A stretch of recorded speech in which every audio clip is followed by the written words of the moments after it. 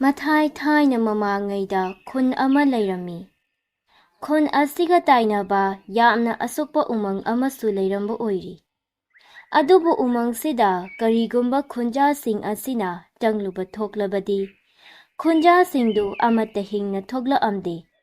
Tha khudingi miyoi taruk tare sibagi pau toina tanarami. Ngasisu amu nahawna na khun asida kanagumba ama sibagi paudana ninlari. Mase khunja pumana khanglaba wafamni. Karigumba umang asida kanagumba amana hek jangluba thoklabadi. Miyoi adu kaidongnungda hingna thoklaroi haibasi. Masi khangna khangna karigino. Aikhoi khunja sing asina hekta umang asigi manungda jangluribasibo. Khangdreda inausa. Natai mana phana yamnadi haijakiban nayambado. Umang asida jangnanaba haina. Adubu nayamba adu nongmata aigi wado thaoina tabikide. Mayu thaksile hairaga mawa lawde kanana aibu kaidauba ngamgadoribage. Asida haiduna mahakna ngamna chatkibani. Mahaki adugumba thaoidaba aduna ngasidi mahaksu aikhoigi irak asida kuina sangna layu tamlamdredo. Numitto aina yamna khamjakibani iyambado.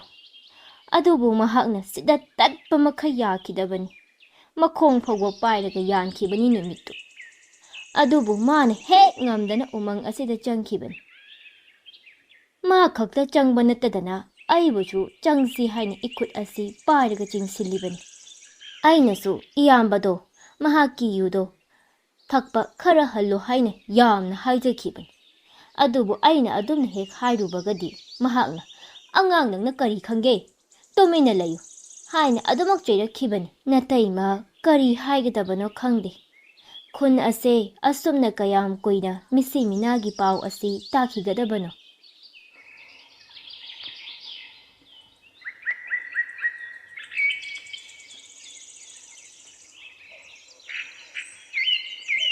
Asumna nongmanini hauzinki thombadu lambida asum lakpada boinawga thengnarami.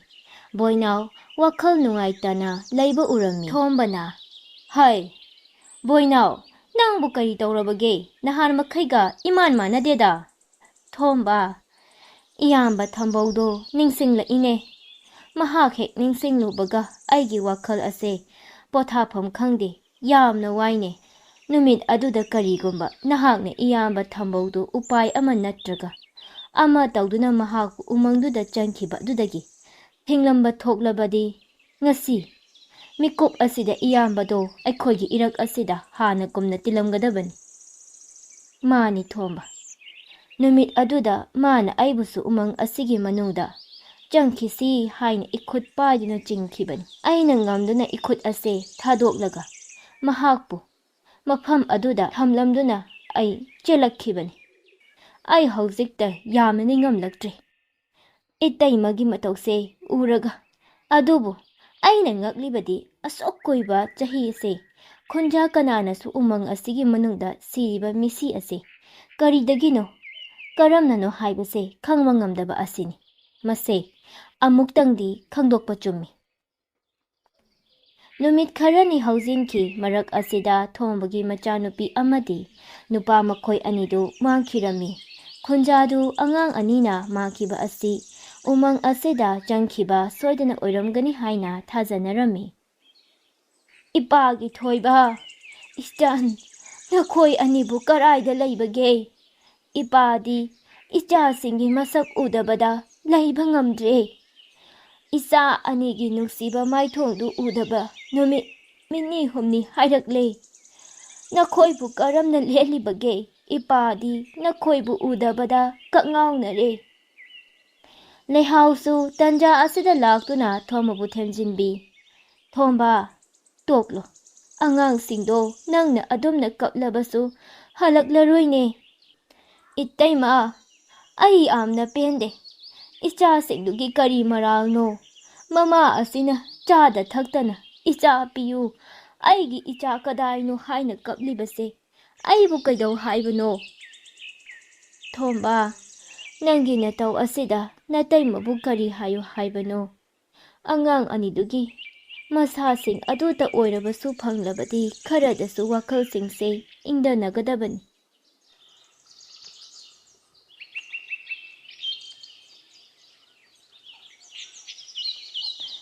ꯑꯁꯨꯝꯅ ꯊꯥ ꯈꯔ ꯍꯧꯖꯤꯟꯈꯤ꯫ ꯅꯣꯡꯃꯗꯤ ꯈꯨꯟ ꯑꯁꯤꯗ ꯑꯇꯣꯞꯄ ꯈꯨꯟꯗꯒꯤ ꯂꯝ ꯀꯣꯏꯕ ꯅꯨꯄꯥ ꯑꯃ ꯂꯥꯛꯑꯝꯃꯤ꯫ ꯑꯗꯨꯒ ꯅꯨꯄꯥꯗꯨ ꯎꯃꯪ ꯑꯁꯤꯒꯤ ꯃꯅꯨꯡꯗ ꯆꯪꯈꯤꯔꯝꯃꯤ꯫ ꯏꯁ! ꯀꯌꯥꯗ ꯐꯖꯈ꯭ꯔꯕ ꯎꯃꯪꯅꯣ! ꯑꯩꯅ ꯃꯇꯝ ꯑꯁꯨꯛ ꯀꯨꯏꯕ ꯑꯁꯤꯗ ꯂꯝ ꯀꯣꯏꯗꯨꯅ ꯀꯣꯏꯅ ꯆꯠꯂꯛꯄ ꯑꯁꯤꯗ ꯑꯁꯨꯛ ꯐꯖꯕ ꯎꯃꯪ ꯑꯁꯤꯗꯤ ꯑꯩꯗꯤ ꯑꯃꯨꯛꯇꯕꯨ ꯊꯦꯡꯅꯔꯛꯇ꯭ꯔꯤ꯫ ꯏ! ꯀꯔꯤꯅꯣ ꯐꯥꯎꯔꯛꯂꯤꯕ ꯃꯅꯝ ꯑꯁꯤꯗꯤ? ꯃꯁꯤꯗꯤ ꯁꯥ ꯉꯥ ꯍꯥꯎꯅ ꯊꯣꯡ ꯊꯥꯛꯄꯒꯤ ꯃꯅꯝꯅꯤꯅ꯫ ꯏꯁ! ꯍꯥꯎꯈ꯭ꯔꯅꯤꯗ꯫ ꯑꯁ꯭ꯋꯥꯏ ꯐꯥꯎꯗ ꯆꯠꯂꯒ ꯌꯦꯡꯂꯨꯒꯦꯗ ꯃꯁꯤꯗꯤ꯫ ꯑꯁꯤ ꯍꯥꯏꯗꯨꯅ ꯅꯨꯄꯥꯗꯨ ꯎꯃꯪ ꯑꯁꯤꯒꯤ ꯃꯅꯨꯡꯗ ꯀꯣꯏꯅ ꯆꯠꯂꯝꯃꯤ꯫ ꯅꯨꯄꯥꯗꯨ ꯑꯁꯨꯝ ꯀꯣꯏꯅ ꯎꯃꯪ ꯑꯁꯤꯒꯤ ꯃꯅꯨꯡꯗ ꯆꯠꯂꯛꯄꯗ ꯌꯥꯝꯅ ꯑꯍꯜ ꯑꯣꯏꯔꯕꯤ ꯅꯨꯄꯤ ꯑꯃꯅ ꯑꯃꯟꯕ ꯌꯨꯝ ꯑꯃꯒꯤ ꯁꯨꯃꯥꯡ ꯃꯌꯥꯏꯗ ꯐꯝꯗꯨꯅ ꯉꯥ ꯃꯆꯥ ꯑꯃ ꯊꯣꯡꯂꯤꯕꯗꯨ ꯎꯔꯝꯃꯤ꯫ ꯅꯨꯄꯥꯗꯨ ꯃꯗꯨ ꯎꯕꯗ ꯑꯍꯜ ꯅꯨꯄꯤ ꯑꯗꯨꯒꯤ ꯃꯅꯥꯛꯇ ꯆꯪꯁꯤꯜꯂꯤ꯫ ꯏꯃꯥ!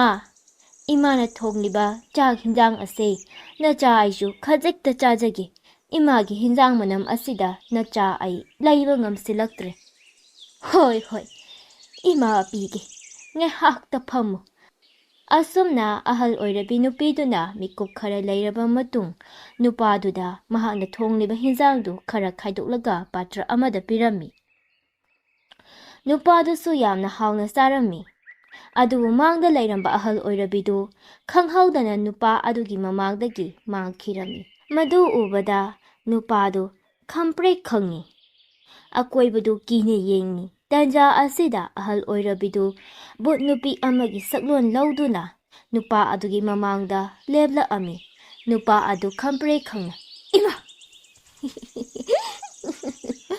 ꯉꯁꯤ ꯐꯥꯎꯕꯗ ꯎꯃꯪ ꯑꯁꯤꯗ ꯆꯪꯂꯛꯈꯤꯕ ꯑꯃꯠꯇ ꯍꯤꯡꯅ ꯊꯣꯛꯈꯤꯕ ꯌꯥꯎꯗ꯭ꯔꯤ꯫ ꯑꯗꯨꯅ ꯑꯩꯅ ꯃꯇꯧ ꯀꯔꯝꯅ ꯅꯪꯕꯨꯗꯤ ꯍꯤꯡꯅ ꯊꯥꯗꯣꯛꯀꯅꯤ?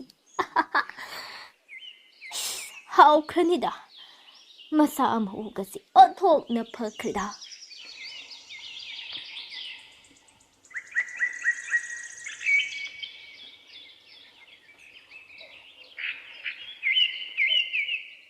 ꯃꯊꯪꯒꯤ ꯅꯨꯃꯤꯠꯅꯤ꯫ ꯈꯨꯟꯖꯥ ꯃꯌꯥꯝꯗꯨ ꯃꯍꯩ ꯂꯝ ꯀꯣꯏꯕ ꯂꯥꯛꯈꯤꯕ ꯅꯨꯄꯥ ꯑꯗꯨꯒꯤ ꯑꯁꯤꯕ ꯍꯛꯆꯥꯡꯗꯨ ꯊꯦꯡꯅꯔꯝꯃꯤ꯫ ꯃꯔꯛ ꯑꯗꯨꯗ ꯊꯣꯝꯕ, ꯂꯩꯍꯥꯎ ꯑꯃꯗꯤ ꯕꯣꯏꯅꯥꯎꯁꯨ ꯌꯥꯎꯔꯝꯃꯤ꯫ ꯊꯣꯝꯕꯅ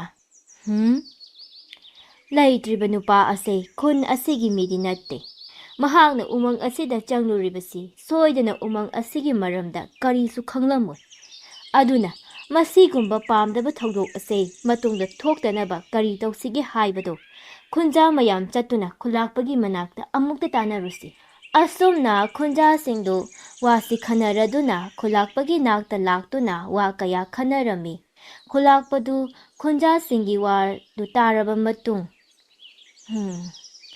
ꯑꯁꯨꯝꯅ ꯇꯧꯔꯁꯤ, ꯎꯃꯪ ꯑꯗꯨꯒꯤ ꯍꯦꯛ ꯆꯪꯐꯝꯗ ꯈꯨꯠ ꯏꯅ ꯆꯥꯎꯅ ꯏꯗꯨꯅ ꯎꯃꯪ ꯑꯁꯤꯒꯤ ꯃꯅꯨꯡꯗ ꯆꯪꯕ ꯌꯥꯗꯦ ꯍꯥꯏꯅ ꯆꯥꯎꯅ ꯃꯌꯦꯛ ꯑꯣꯏꯅ ꯂꯥꯅ ꯌꯦꯛꯇꯨꯅ ꯊꯝꯂꯁꯤ꯫ ꯃꯌꯥꯝꯗꯨ ꯈꯨꯜꯂꯥꯛꯄꯒꯤ ꯋꯥꯍꯩꯗꯨ ꯂꯣꯏꯅ ꯍꯔꯥꯎ ꯌꯥꯅꯔꯦ꯫ ꯃꯌꯦꯛ ꯑꯗꯨ ꯂꯥꯅ ꯌꯦꯛꯇꯨꯅ ꯊꯝꯕꯒꯤ ꯊꯕꯛ ꯑꯗꯨ ꯕꯣꯏꯅꯥꯎꯗ ꯁꯤꯟꯅꯔꯝꯃꯤ꯫ ꯑꯁꯨꯝꯅ ꯕꯣꯏꯅꯥꯎꯁꯨ ꯊꯕꯛ ꯑꯗꯨ ꯅꯨꯃꯤꯠ ꯑꯗꯨꯃꯛꯇꯗ ꯄꯥꯡꯊꯣꯛꯂꯝꯃꯤ꯫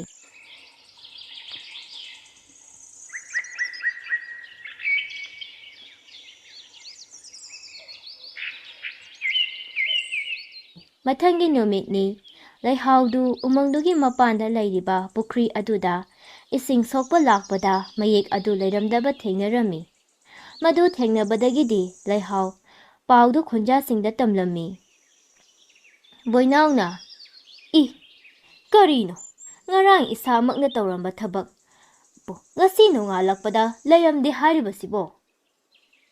ꯕꯣꯏꯅꯥꯎ, ꯂꯩꯔꯝꯗꯕ ꯊꯣꯛꯂꯕꯁꯨ ꯍꯧꯖꯤꯛꯃꯛ ꯃꯐꯝꯗꯨꯗ ꯆꯠꯇꯨꯅ ꯑꯃꯨꯛ ꯅꯧꯅ ꯃꯌꯦꯛ ꯑꯗꯣ ꯌꯦꯛꯇꯨꯅ ꯊꯝꯂꯨꯁꯤ꯫ ꯑꯁꯨꯝꯅ ꯕꯣꯏꯅꯥꯎ ꯑꯃꯗꯤ ꯊꯣꯝꯕ ꯃꯈꯣꯏ ꯑꯅꯤ ꯆꯪꯅ ꯃꯌꯦꯛ ꯑꯗꯨ ꯑꯃꯨꯛ ꯍꯟꯅ ꯅꯧꯅ ꯌꯦꯛꯂꯝꯃꯤ꯫ ꯅꯨꯃꯤꯠ ꯀꯌꯥꯅꯤ ꯍꯧꯖꯤꯟꯈꯤ꯫ ꯑꯗꯨꯕꯨ ꯃꯌꯦꯛ ꯑꯗꯨꯗꯤ ꯕꯣꯏꯅꯥꯎꯅ ꯅꯧꯅ ꯁꯦꯝꯂꯝꯕꯒꯤ ꯍꯦꯛ ꯅꯣꯡꯉꯥꯜꯂꯛꯄꯒ ꯍꯦꯛꯇ ꯂꯩꯔꯝꯗꯦ꯫ ꯃꯇꯧꯗꯨꯗ ꯈꯨꯟꯖꯥꯁꯤꯡꯗꯨ ꯌꯥꯝꯅ ꯉꯛꯂꯝꯃꯤ꯫ Nongmadi athengba ahingdani thomba adu macha anibu ningsinglakduna tumdaba yadraduna asum koina khundugi akoibadu chatlami.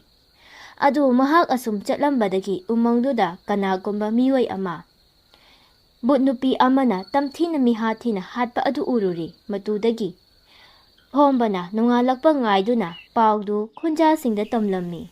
Masidagi khunjasingduna wa kaya ama tanaduna thangnaba khunda leiba afauba amaiba adu kaurunaba hainaduna amaiba adu kaurami.